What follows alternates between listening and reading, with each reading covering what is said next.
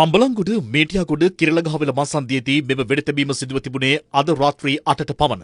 යතුරුපෙදියකින් පැමිණි නාතුරුණ වෙඩිකරුවන් දෙදෙනෙකු හෝටලය තුළට පැමිණ මෙම වෙඩිතැබීම සිදු කර පලා ගොස් ඇති බවයි පොලිසිය සඳහන් කළේ. වෙඩිවැදීමෙන් තුවාල ලැබූ කාන්තාව ප්‍රදේශවාසීන්ගේ මැදිහත් වීමෙන් රෝහල්ගත කර ඇති අතර ඒ වන විටත් ඇය මිය ගොස් තිබුණා.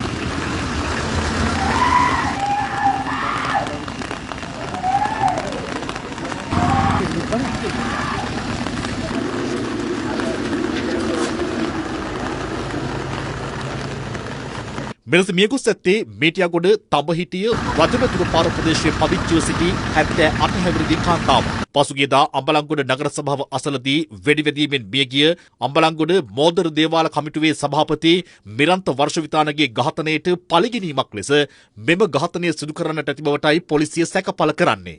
මෝදර දේවාලයේ සභාපතිවරයාගේ ඝාතනය සම්බන්ධයෙන් මහදුරු ඉසුරු නැමැත්තාට චෝදනා එල්ල වූ අතර මෙම වෙඩි ප්‍රහාරයෙන් ජීවිතක්ෂයට පත්වැත්තේ මහදුරු ඉසුරු නැමැත්තාගේ නැන්දනියයි. ඇය පසුගිය මැයි 4 වෙනිදා මේටියාගොඩ ප්‍රදේශයේ පිහිටි අවන්හලකදී ඝාතනයට ලක් වූ මහදුර නලින් නැමැත්තාගේ සහෝදරියද වනවා. ඒ අනුව මෙම වෙඩිතැබීම කරන්දෙනිය සුද්දාගේ මෙහෙයවීම මත සිදු කරන්නට ඇති බවටයි පොලිසිය සැකපල කරන්නේ. මෙම වෙඩිතැබීමත් සමග වසරේ මේ දක්වා සංවිධානාත්මක අපරාධකරුවන් විසින් කළ වෙඩිතැබීමේ සිදුවීම් කරන 104ක් දක්වා ඉහළ යන අතර ඉන් පුද්ගලයන් 55 දෙනෙකු මිය ගොස් තවත් පුද්ගලයන් 56 දෙනෙකු තුවාල ලබා තිබෙනවා.